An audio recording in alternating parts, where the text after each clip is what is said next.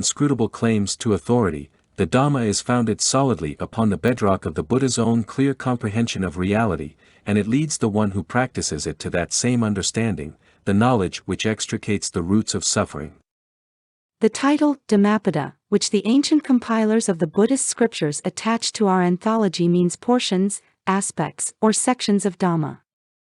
The work has been given this title because, in its 26 chapters, it spans the multiple aspects of the Buddha's teaching, offering a variety of standpoints from which to gain a glimpse into its heart. Whereas the longer discourses of the Buddha contained in the prose sections of the canon usually proceed methodically, unfolding according to the sequential structure of the doctrine, the Dhammapada lacks such a systematic arrangement. The work is simply a collection of inspirational or pedagogical verses on the fundamentals of the Dhamma, to be used as a basis for personal edification and instruction. In any given chapter, several successive verses may have been spoken by the Buddha on a single occasion, and thus among themselves will exhibit a meaningful development or a set of variations on a theme. But by and large, the logic behind the grouping together of verses into a chapter is merely the concern with a common topic. The 26 chapter headings thus function as a kind of rubric for classifying the diverse poetic utterances of the Master, and the reason behind the inclusion of any given verse in a particular chapter is its mention of the subject indicated in the chapter's heading. In some cases, this may be a metaphorical symbol rather than a point of doctrine.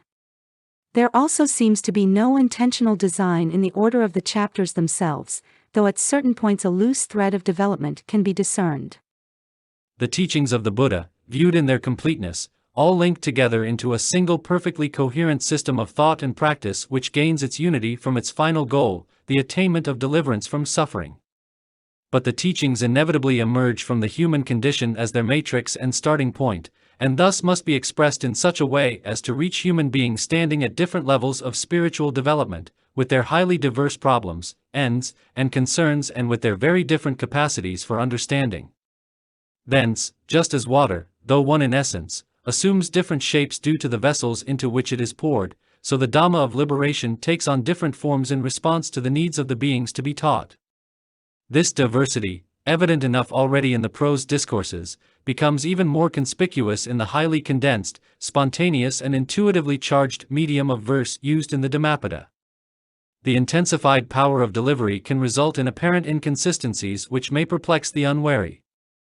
For example, in many verses the Buddha commends certain practices on the grounds that they lead to a heavenly birth, but in others he discourages disciples from aspiring for heaven and extols the one who takes no delight in celestial pleasures. Unless chapter numbers are indicated, all figures enclosed in parenthesis refer to verse numbers of the Dhammapada. Often he enjoins works of merit, yet elsewhere he praises the one who has gone beyond both merit and demerit. Without a grasp of the underlying structure of the Dhamma, such statements viewed side by side will appear incompatible and may even elicit the judgment that the teaching is self-contradictory. The key to resolving these apparent discrepancies is the recognition that the Dhamma assumes its formulation from the needs of the diverse persons to whom it is addressed, as well as from the diversity of needs that may coexist even in a single individual. To make sense of the various utterances found in the Dhammapada, we will suggest a schematism of 4 levels to be used for ascertaining the intention behind any particular verse found in the work, and thus for understanding its proper place in the total systematic vision of the Dhamma. This fourfold schematism develops out of an ancient interpretive maxim which holds that the Buddha's teaching is designed to meet 3 primary aims: human welfare here and now, a favorable rebirth in the next life, and the attainment of the ultimate good. The 4 levels are arrived at by distinguishing the last aim into 2 stages, path and fruit. The first level is the concern with establishing well-being and happiness in the immediately visible sphere of concrete human relations. The aim at this level is to show man the way to live at peace with himself and his fellow men, to fulfill his family and social responsibilities, and to restrain the bitterness, conflict and violence which infect human relationships and bring such immense suffering to the individual, society, and the world as a whole.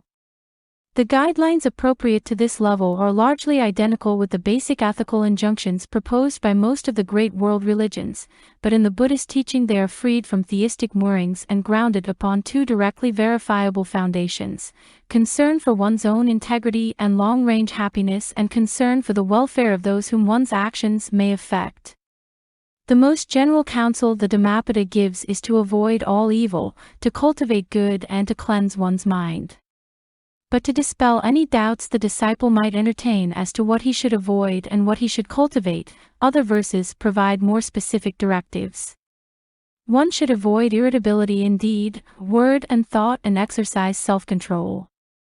One should adhere to the 5 precepts, the fundamental moral code of Buddhism, which teach abstinence from destroying life, from stealing, from committing adultery, from speaking lies, and from taking intoxicants. One who violates these 5 training rules digs up his own root even in this very world.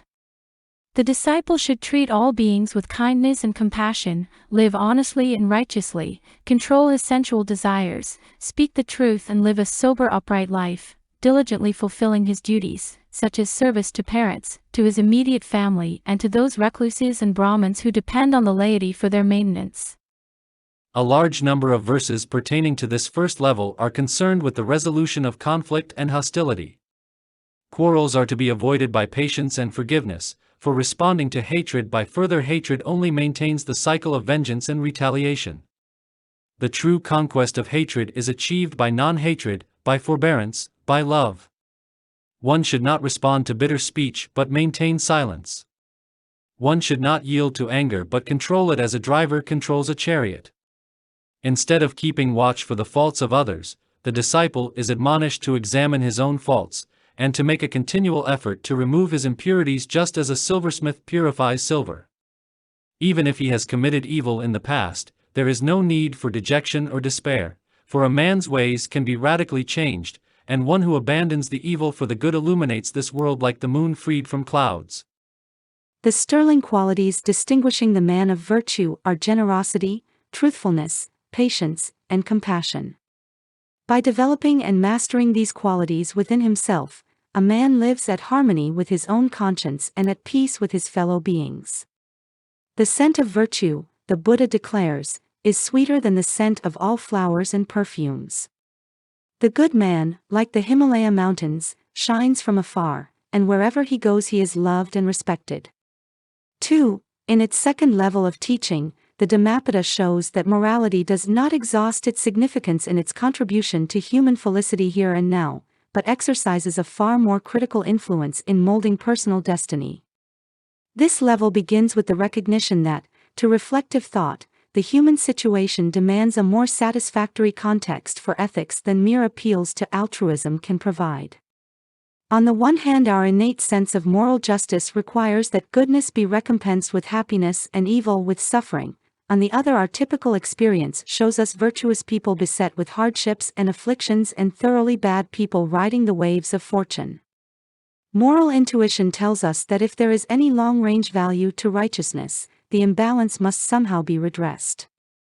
The visible order does not yield an evident solution, but the Buddha's teaching reveals the factor needed to vindicate our cry for moral justice in an impersonal universal law which reigns over all sentient existence. This is the law of karma, of action and its fruit, which ensures that morally determinate action does not disappear into nothingness but eventually meets its due retribution, the good with happiness, the bad with suffering. In the popular understanding, karma is sometimes identified with fate, but this is a total misconception utterly inapplicable to the Buddhist doctrine. Karma means volitional action, action springing from intention, which may manifest itself outwardly as bodily deeds or speech, or remain internally as unexpressed thoughts, desires, and emotions. The Buddha distinguishes karma into 2 primary ethical types: unwholesome karma, action rooted in mental states of greed, hatred, and delusion, and wholesome karma, action rooted in mental states of generosity or detachment, goodwill, and understanding. The willed actions a person performs in the course of his life may fade from memory without a trace, but once performed they leave subtle imprints on the mind, seeds with the potential to come to fruition in the future when they meet conditions conducive to their ripening. The objective field in which the seeds of karma ripen is the process of rebirths called samsara. In the Buddha's teaching, life is not viewed as an isolated occurrence beginning spontaneously with birth and ending in utter annihilation at death. Each single lifespan is seen, rather, as part of an individualized series of lives having no discoverable beginning in time and